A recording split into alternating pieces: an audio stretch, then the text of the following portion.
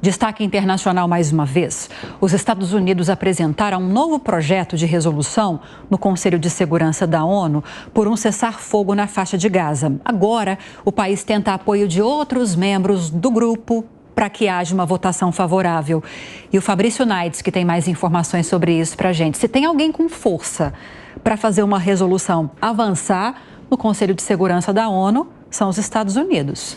Bom dia.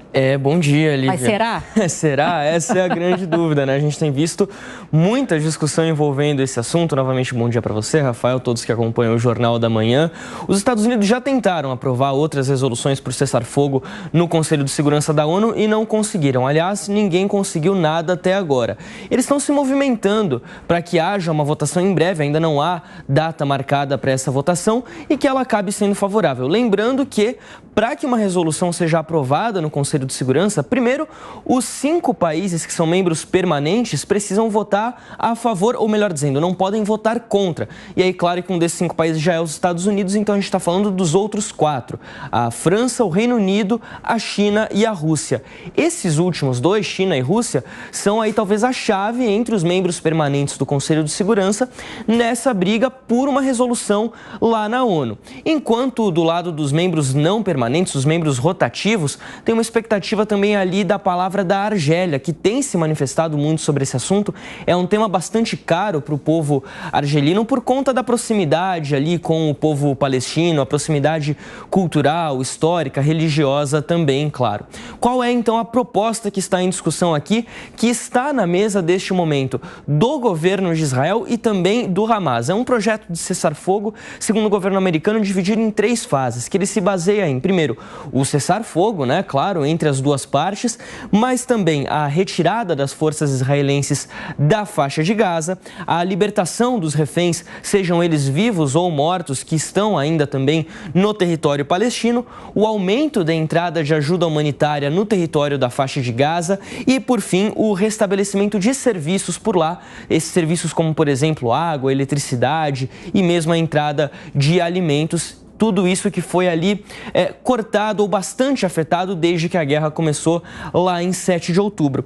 E aí, o que os Estados Unidos ainda destacam nesse texto? A necessidade daquela chamada solução de 2 estados, que a gente tem falado já há muito tempo, houve movimentações nesse sentido. Na semana passada a gente viu, por exemplo, a Espanha, a Irlanda e a Noruega se movimentando para reconhecer oficialmente o Estado da Palestina. Isso é um tema bastante importante, mas os Estados Unidos, neste texto, destacam ainda a importância de unificar a faixa de Gaza com a Cisjordânia sob tutela da autoridade palestina, porque são 2 territórios hoje em dia, em teoria, sob controle dessa autoridade palestina, mas na prática a faixa de Gaza é dominada pelo Hamas. Então o que os Estados Unidos apresentam nesse texto é uma possibilidade de unificar essas 2 regiões e conseguir controlar essas 2 regiões através de uma autoridade palestina eleita democraticamente pela população e, com certeza, consequentemente, uma autoridade soberana que tenha, de fato, controle sobre essa área.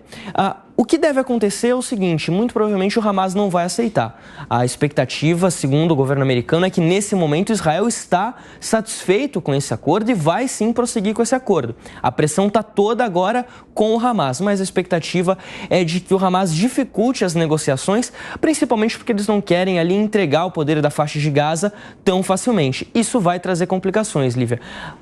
Pois não, claro. Pode falar. Não, mas finalizando justamente isso, agora a movimentação dos Estados Unidos no Conselho de Segurança da ONU para conseguir juntar os países em torno de uma votação e conseguir a aprovação necessária. Lembrando que é meramente uma resolução do Conselho de Segurança da ONU que não tem uma prática, né? Não leva nada em prática, mas pressiona tanto Israel quanto o Hamas, pressiona bastante a acabar aceitando o acordo e, quem sabe, colocar um fim nessa guerra. Pelas explicações que você trouxe nessa proposta de cessar-fogo, que vai ser apresentada agora pelos Estados Unidos, essas propostas não satisfazem só o Hamas.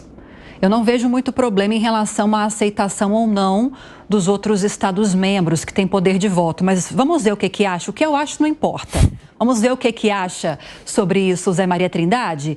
Vê possibilidades de esse acordo de cessar-fogo avançar no Conselho de Segurança da ONU, levando-se em consideração os pontos destacados pelo Naides, quiser?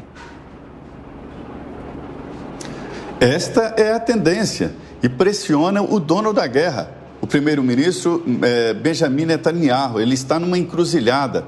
Internamente ele é cobrado. Os israelenses estão dizendo que ele foi devagar demais nessa guerra e encontram a resistência forte em tradicionais aliados, como os Estados Unidos, que querem acabar com a guerra. Netanyahu disse que a guerra só acaba quando dizimar o Hamas. O Hamas fez uma guerra eficiente de comunicação contra Israel. Veja bem que o Hamas é que provocou a guerra. Entrou no território de Israel, matou, estuprou, sequestrou, voltou para a faixa de Gaza e Israel foi de uma maneira que os próprios israelenses consideram leve demais, para você ter uma ideia. E internacionalmente ele é acusado, diante de imagens produzidas pelo Hamas, de ser um genocida, de estar tentando extinguir toda a comunidade da faixa de Gaza. E ele não sabe exatamente como parar, não dá para parar. Se ele recolher agora a sua tropa, ele estará sendo derrotado. Ele está derrotado na guerra de comunicação, estaria na prática, e isso permitiria que o Hamas continuasse com força militar nessa faixa. Estabelecer ali um país novo será um país dominado pelo Hamas. Isso está comprovado através de pesquisas. Então, é uma encruzilhada para Benjamin Netanyahu, que não vê outra possibilidade a não ser continuar com a guerra até o fim, ou seja, dizimar o Hamas ou pelo menos imobilizar e acabar com a capacidade militar e a capacidade de atuação do Hamas. O que ele pede é que o Hamas se entregue de forma incondicional, entregue os reféns, os corpos que estariam lá e também entregue as armas e se entregue, e os líderes seriam julgados. Situação complicada.